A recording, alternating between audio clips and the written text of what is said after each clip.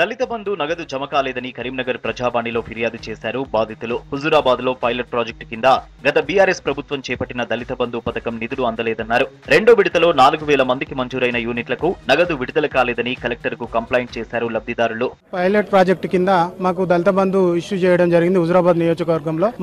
కానీ మాకు 5000 మందికి ఇప్పటి వరకు కూడా ఇవ్వలేదు.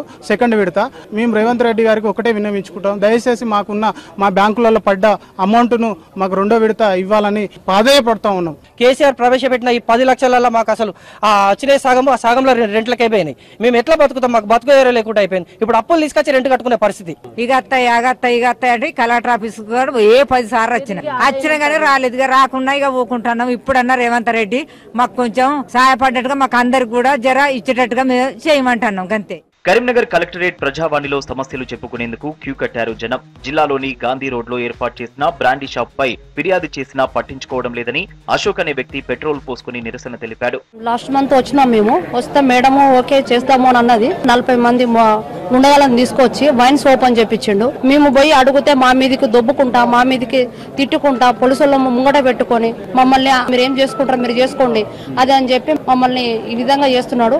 అక్కడ ఒక 100 కుటుంబాల దాకా ఉన్నాయి, వర్కర్స్ ఉంటారు, అమ్మాయిలు. కానీ వాళ్ళతోనైతే మస్తు ప్రాబ్లం అవుతుంది సార్. ఆల్రెడీ వాళ్ళంతా తీసుకొచ్చిండు, దించిండు. 40 మంది గుండాగాలను పెట్టి ఓపెన్ చేసేటోళ్ళే మేము వద్దని లొల్లి చేస్తే ఆగింది సార్. దళిత బంధు పథకాన్ని గత పాలకులు పూర్తిగా ఇవ్వకుండా నిర్లక్ష్యం చేశారని ఖమ్మం ప్రజావాణిలో కలెక్టర్ కు కంప్లైంట్ చేశారు లబ్ధిదారులు. 10 లక్షలకు 5 లక్షలే అందాయన్నారు.